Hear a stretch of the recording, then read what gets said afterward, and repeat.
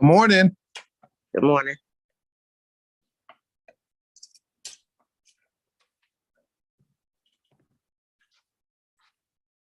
You have a good weekend. It was long, but it was okay. A long weekend. I never heard of such a thing.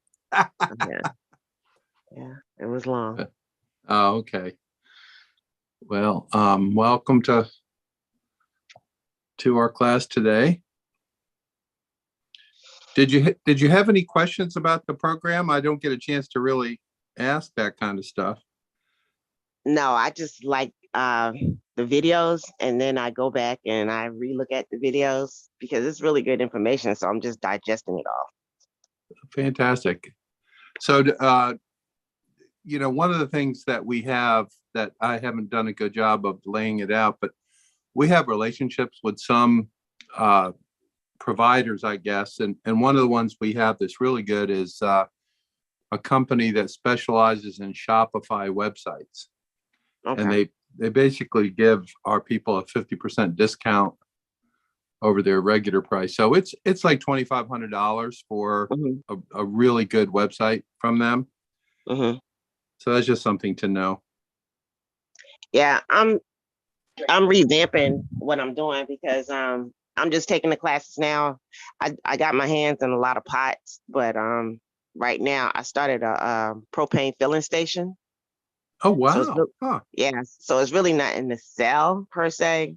But my best friend, she runs a garden center, and Ah, I sell soaps and body creams and all that kind of stuff in there, and I make it all myself. But this is the problem.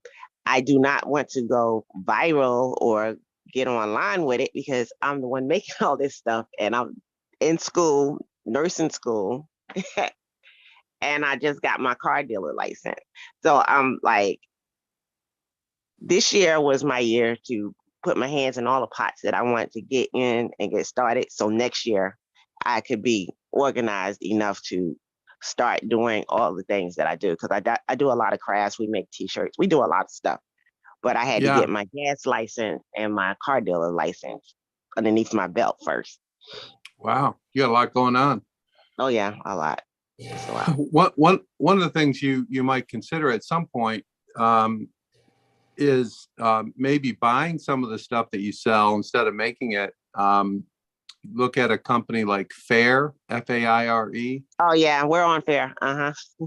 Okay, so maybe you can lessen the load on you production wise if you could buy some of these items that you're selling. Just a Yeah. thought. I don't know what that I means thought about actually. that too. So I order some of the stuff and I see if I like it. But if it's Good. not to quality like mine, then I'm like, yeah, no.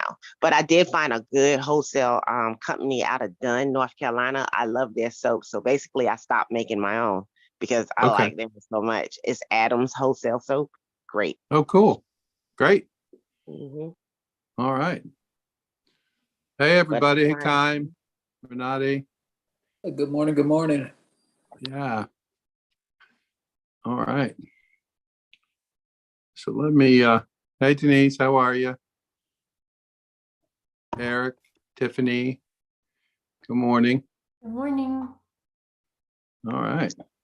But we're gonna attempt something today and we'll see if it works. I'm gonna try to share my screen from my iPad, which I've never successfully done. So we're gonna give it a try again. So today we're gonna cover really it's I won't call it really educational. It's more building awareness of the issue of mental health as it applies to entrepreneurship. There's a lot of struggles in any kind of startup or small business, and I think this little series we're going to watch a few short videos about people who are entrepreneurs who have dealt with some of these things, and hopefully it will be helpful. So let's give it a try. We'll see if it works, right? It might. And if not, I'll end up going to my computer. Okay, let's try it here. Okay. Okay, so hopefully you can see my screen. Is that right? Yep. So far, good. It says entrepreneurship and mental health. Is that right? Yes, sir. All right.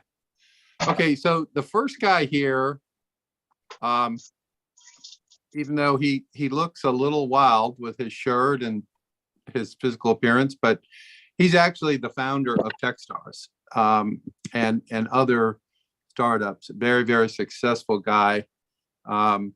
So Brad Feld is his name, and I hopefully you'll find it interesting.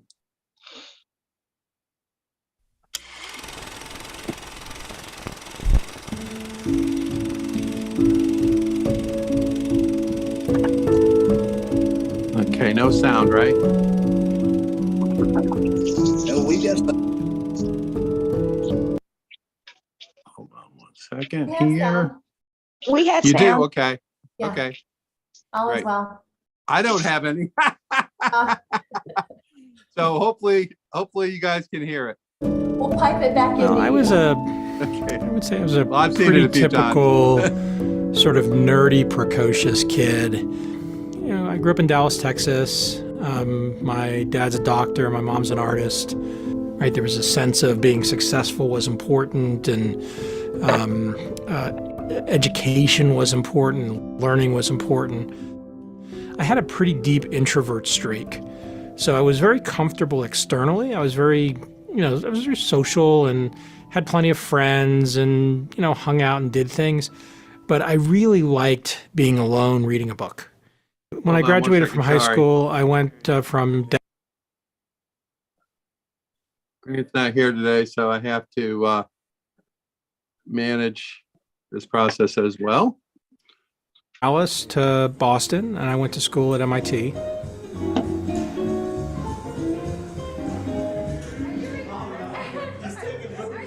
I think one of the really beautiful things about being friends first is you build this level of trust. We really knew each other and knew each other in different contexts. I knew her well as a friend, and I found her fascinating intellectually. She was, incredibly smart, but also across a very wide range of things. One of the things that I remember so much about college was he worked harder than anybody. And at MIT, that's saying a lot because everybody's really achievement-oriented. Everybody was the valedictorian of their class. Everybody had perfect SAT scores, and he still took twice the course load of the required course load and trained for a marathon and just really worked really, really hard. And I admired that. I admire a work ethic. So when you're friends and you admire a work ethic, that's one thing. And then in a relationship that can get to be too extreme. And we would bill 100-hour work weeks, which meant that all the administrative time and all the, sleeping time wasn't on that. But it was extreme. That was extreme. On today's fundraising segment, we have Brad Feld. Brad Feld, the man who does not need an introduction. We were very successful as a business, financially very successful. Anybody on the outside looking in would say, what's wrong with you? Like you got, you live in Boulder, Colorado, you got, nice house, you got a nice car, you got a great wife. It's easy to describe it at one level and hard at another. So the feeling for me of depression starts with what I could only describe as kind of a hole in my gut.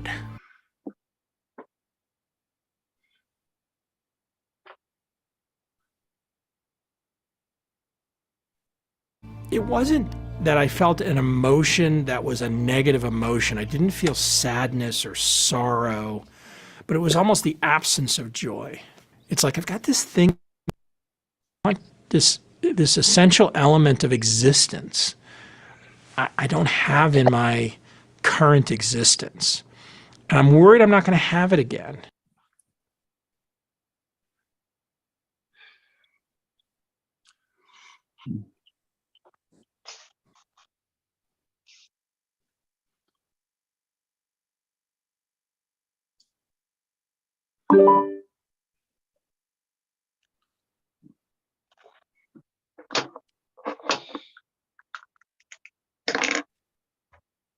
The real crisis moment was we were on vacation in Sedona, Arizona, and he was driving the rental car, and he said he was considering pulling into oncoming traffic. So a really serious suicidal ideation. And I made him stop the car, and we traded places, and I said, I know some things, and I've studied some things, and I've done some therapy, and I've done a lot of work, but this is way out of my league. And when we get back to Boston, you're going to get professional help. I remember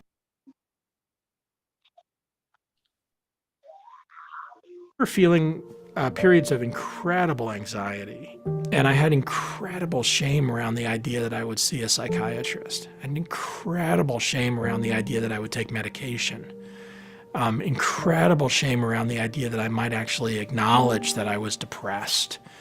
And there were very few people that I could talk to about this. Fortunately, I could talk to Amy about it. I could talk to my business partner, Dave, who was, even though he didn't really know what to do with it at the time, was incredible in terms of just being a supportive friend and partner. And what Dave would do is he wouldn't say to me, do you want to go for a walk? He would find out when I had a free hour on my calendar. He'd poke his head in my office and say, let's go for a walk. And I'd look at my calendar, I'd see I had an hour available. I'd be like, great. And we'd go for a walk. And a lot of times we wouldn't even talk about anything. He wouldn't start a conversation. We'd just walk. And sometimes a conversation would emerge, and sometimes I'd start to talk about something, and he'd build off of it. But he didn't make the walk. He didn't make the hour that we do a loop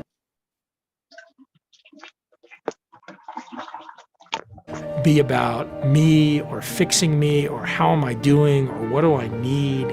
It could turn into that, and sometimes it did. And sometimes we just walked for an hour. Even when I was in a really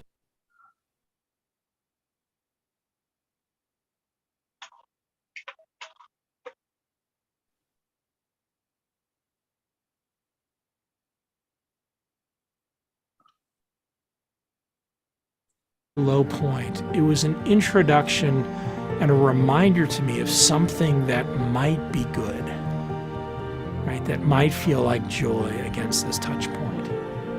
And so doing simple things like that are very powerful.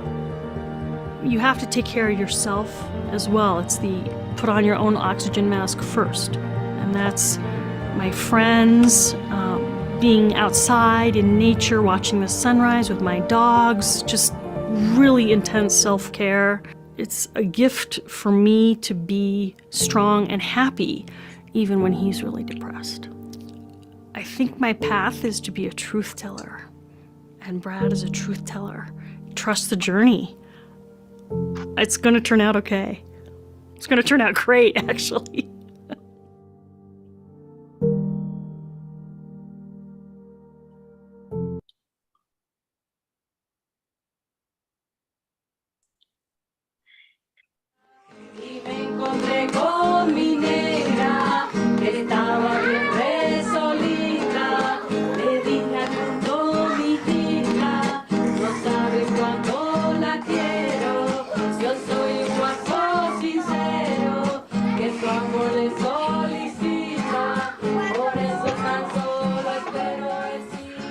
I've never been one to follow the same path as everybody else.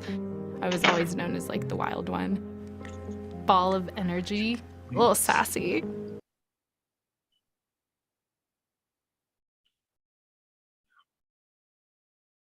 I'm not afraid to take risks. In fact, I probably chase those types of adventures. So I'm originally from Colombia, South America, and I actually moved to the US when I was 6 years old. My whole family and I migrated here. My childhood's a little bit different because I grew up in a very different social class, I would say, as well.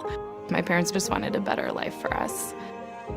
The reason we moved to the US was actually for safety and security reasons. My grandmother was actually kidnapped when I was 5, and we spent about 8 months trying to get her back. We went a whole month actually before we knew where she was.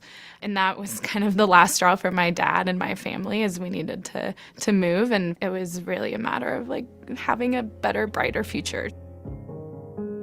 All of my siblings and I felt this feeling of we had to make our dad proud and make our mom proud just because of everything they'd been through and everything that they had put themselves through just so that we could have a better life. Even since high school, like I was always the type of person that would stay up all night and study for tests because I had to get a good grade and make dad proud and all of that. When I moved to Denver, I met Kevin. We actually met at a bar.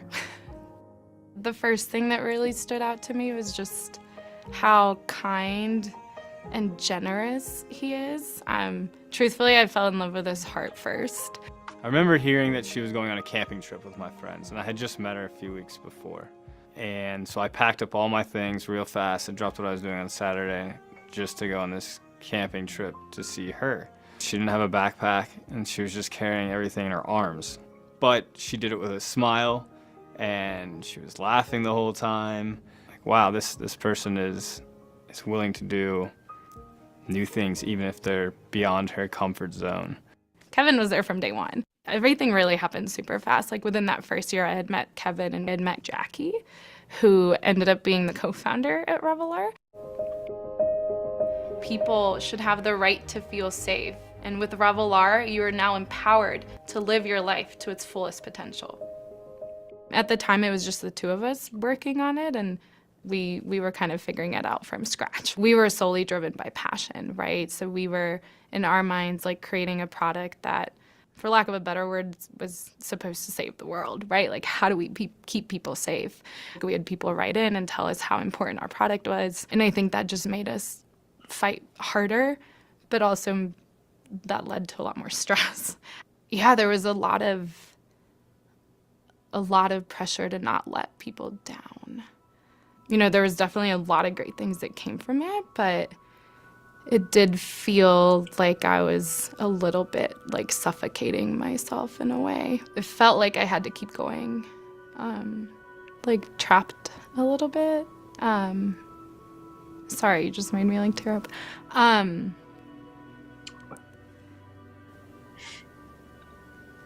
Sorry, you're right, I haven't processed. It's been still really hard. You know, I did lose friendships. I lost a lot of time that I could have had with people. But in that moment, I completely had prioritized the company and the mission and everything we stood for. And a lot of people say, right, like, don't take it so personally, but it's super hard because you just given so much to that company. So my co-founder was actually really good at it. She would look at me and be like, you're sick or you're tired, like go home, take a half day, like go rest, like go take care of yourself. But a lot of times, like, it's hard to catch those moments for yourself. The work world started bleeding into the home life. I would say I felt very alone. All you really want to do is see the person you love, but you also know that that person is trying to start a business, save that business, save jobs. I just knew I hadn't seen Andrea, the real person inside of there, for quite a bit of time. That person had been sucked into the laptop. And my husband actually looked at me and he closed my computer and he was like, you need to go to bed. Like, you look exhausted, you look like you're not well. And that was a pretty big wake-up call for me, right? Like, do I need to work this late? Like, how can I be with you if I'm not with you? In a lot of situations, I was there physically, but mentally, my head was always somewhere else. We know we're supposed to take care of ourselves. We know we're supposed to work out. We know we're supposed to eat healthy. We know we're supposed to go on walks, do art. But it simply felt like there was never time to do those things because we would be letting someone down if we took time for ourselves. Starting a company is not easy. If it was easy, everybody would do it.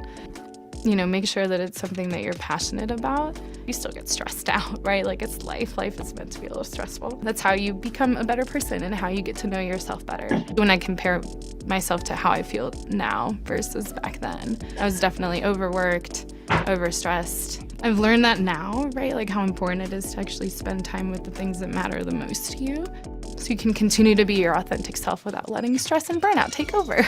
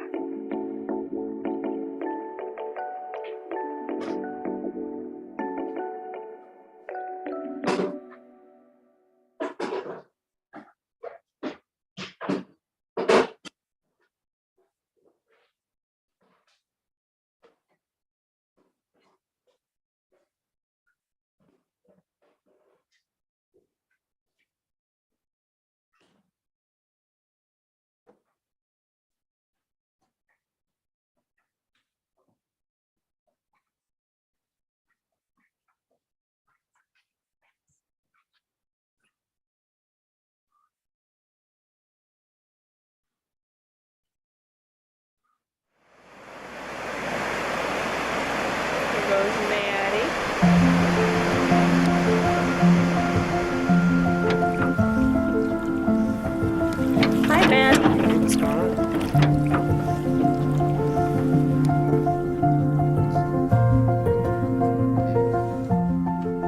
I was born March 2nd, 1975 in Sioux City, Iowa.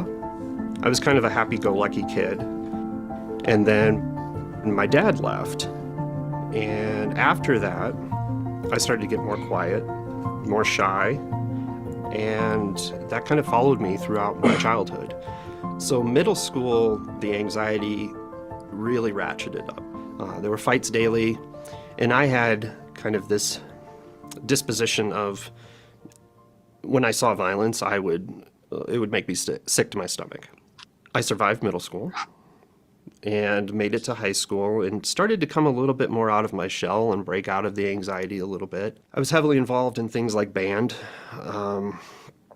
I did start to play soccer, so I played on the high school soccer team. Yeah, music was kind of my thing. So we had different garage bands. I played bass because nobody else played bass. Everyone wanted to be a drummer or a guitar player, and I was like, oh, I can get a lot of playing time if I'm a bass player. Things really started to change for me, though, when I got to college. And that's where I met Matt, was on the first day of college. We were in a small orientation group. We were supposed to go around, use an alliterative term to introduce ourselves. So I said, I don't know, I'm Jumpin' Janie, I guess. Even though I'm like super shy. I couldn't quite see her. She was kind of hidden behind some other people. It got to me and I couldn't come up with anything, so I said, I'm Measly Matt. And I'm like, who's that? You know, we're supposed to say something that we're into, and so I said, I'd like to do art. And so I see this head poke around another person and say, what kind of art do you do? And he said, oh, you wouldn't understand. I thought, like, this is so on, buddy. Like my 18-year-old self, I just want to go back and smack him. Luckily, I didn't ruin it. It was really like I met my best friend, and we both felt like we had been searching for this person the last 18 years of our life. And about a year and a half later is when we got married. She is strong beyond belief. She is so incredibly compassionate. You know, if love was a currency, she'd be one of the richest people on the planet. 4 years into our marriage, I think it was, he started to withdraw. He no longer wanted to do anything, wanted to sleep. He started to self-medicate with alcohol. So the anxiety got to the point where, you know, I was afraid to go places. You know, I'd say to Janie, oh, let's just stay in. He started doing kind of like ritualistic things, locking the door differently, turning the water on and off. The anxiety would kind of kick in, and then I would do a ritual to try to combat the anxiety. And it would work, but it was a temporary fix. Then when I was 25, I decided I wanted to get over my fear of heights, so I was going to go skydiving. The day of our jump, I'm super excited. I was playing music on my headphones, and I couldn't wait to jump. And we get to about 3,300 feet, and the instructor opens the door, and I'm the first one to jump. So I look out, and I look down at the ground, and think, there is no way I can do this. This terror came over me. As soon as I let go, my heart felt like it was going to explode, and I couldn't breathe. What I didn't know was I was having a panic attack while skydiving. Then about a week later, I'm at work, and I'm talking to one of my coworkers, and out of the blue, I have a panic attack. It feels exactly how I felt jumping out of the plane. I'm starting to notice I'm having at least one panic attack a week. And it gets to the point where I'm starting to have a panic attack a day. Then I'm having multiple panic attacks every day. My obsessive compulsive disorder gets really out of control because one is kind of feeding the other. So I'm developing more rituals. I notice, you know, like I can't get out of the shower unless I turn the knob off a certain way. He didn't share a lot with me. He was very withdrawn, but he did share that he was like having some thoughts that were very concerning to him. So what my brain would tell me to do is very violent things. And me being just who I am, someone who hates violence, it was probably the most disturbing thing for me. So 2 weeks before my 27th birthday, Janie comes to me and says, I'm pregnant. And then I really start to spiral out of control. The day I told Matt, I guess I just imagined he would scoop me up and spin me around and it would be this super amazing time, like super special moment for us, and it wasn't. And I think that's the first time I realized there's something really wrong. I wake up the next day I shouldn't have gone to work, but I did. I drove myself there. I sat down at my desk, and it was a Friday, and a lot of people were coming with, where are my projects? How, is this going to be done next week? I was a graphic designer at the time. And I just stood up, turned around, and looked at my boss and said, I need to leave right now or I'm going to hurt someone. And she just gave me this blank stare. And she said, okay. So I walk out of the building and I call Janie and I said, I need you to meet me at the hospital. He seemed really kind of numb and like a shell of himself. I really thought that they would take him away and he would never come back the same guy. But it was also like the best day of our lives because he was given a new chance. The doctor who was there at the time said, we're going to put you on the right medication and we're going to monitor you the next few days. You're not going to spend the rest of your life here. You're going to get better. And that's the first time I had hope in a very long time. That alone was a huge weight that was lifted off of my shoulders. And 3 days later, I walked out of the hospital. He was completely different the next day. He woke up with hope. There was like sparkle in his eyes that he hadn't had in years. He looked alive again. So after the hospitalization, they set you up with a therapist and a psychiatrist. So mindfulness became a big part of how I got healthy because through the act of meditation, sitting on a cushion, I could actually watch my thoughts. And through that process, I understood that my thoughts are not who I am. But if you just watch them passively and become an observer, they don't take control over you. I got to witness firsthand all those layers he had been putting on himself to protect himself were starting to come off. He was cracking open and the light was shining out. And it was just really amazing. It fundamentally changed who I am for the better. There is a stigma around mental illness, and we need to break that stigma. We need to understand, all of us together, that it's no different than having any other medical condition. It'll still bubble up. There's moments, 17 years later, that I still have anxiety, especially before I'm, to go on stage and give a speech. But I've learned that I can channel that energy. I can change it from one of fear to one of excitement, because they're kind of the same. One of the most powerful gifts you can give to yourself is to get healthy, and it's okay to ask for help.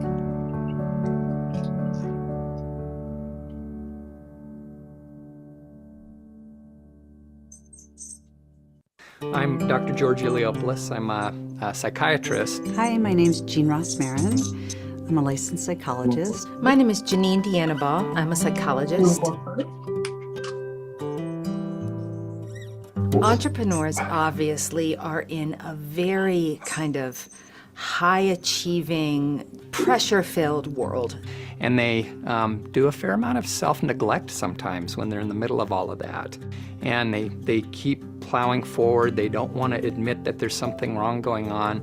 Sometimes that's great because it inspires creativity and innovation, but sometimes it can lead to a tremendous amount of psychological stress that can accumulate and also lead to burnout. Burnout is related to anxiety and depression, but different.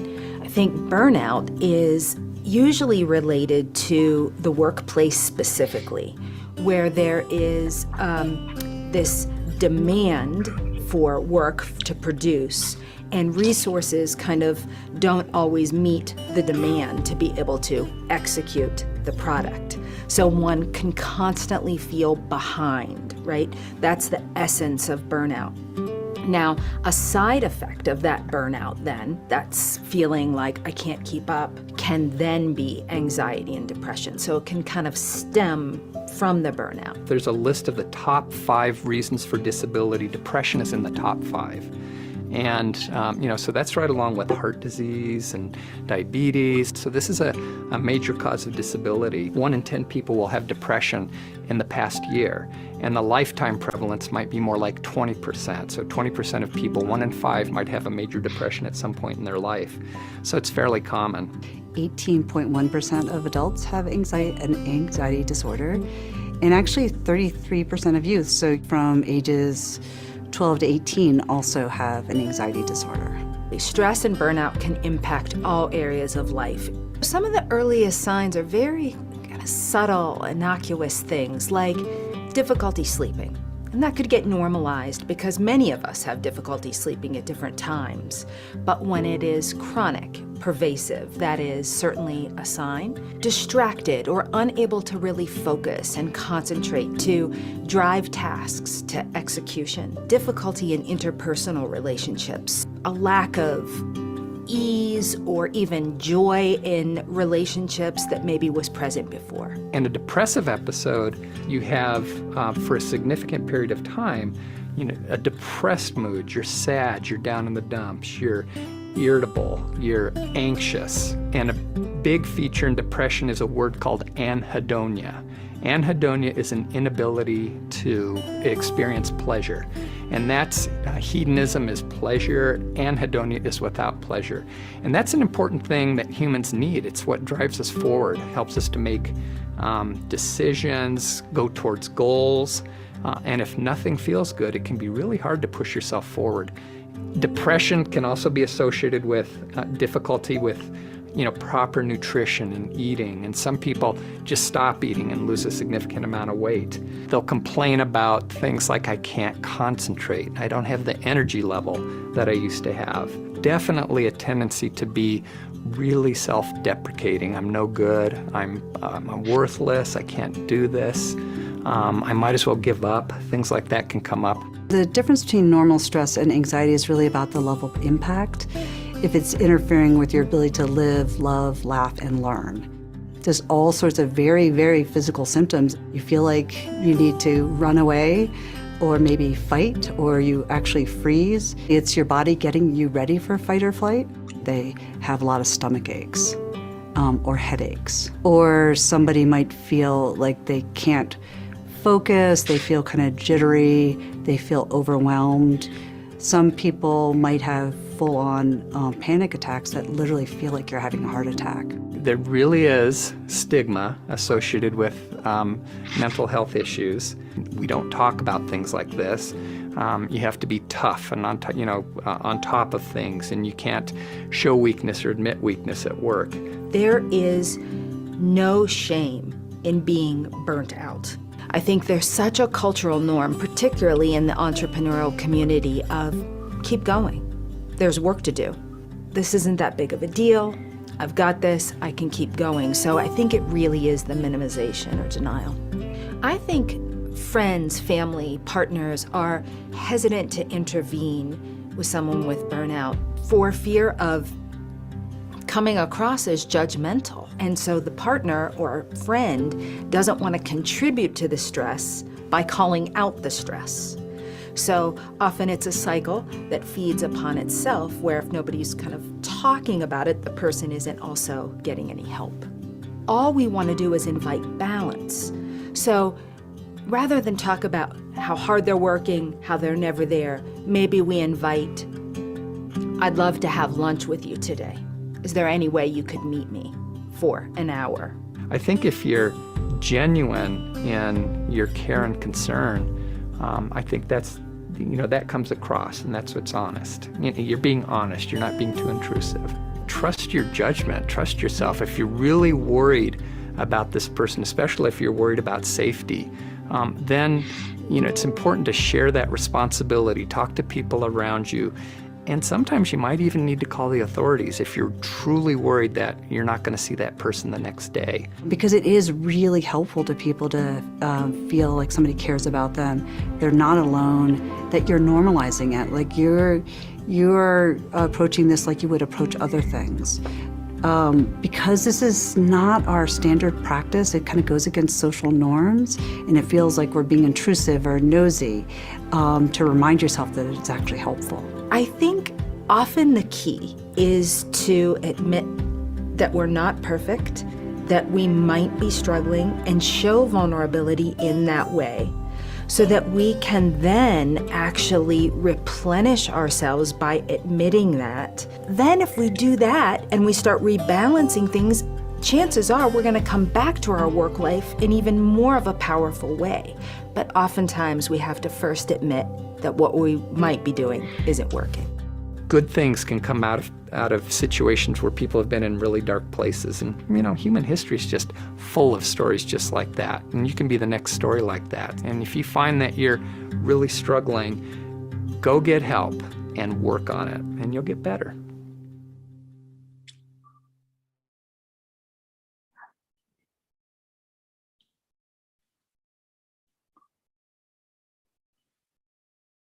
Okay. Hopefully that was helpful to everybody. Any comments? Anybody have any thoughts on what they saw?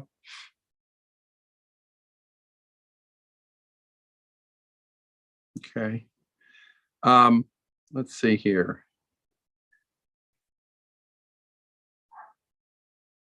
I'm sorry here. I'm trying to figure out. Julian Milling, is that you, Eric? Is that your name? Okay. So I guess he's not on at the moment.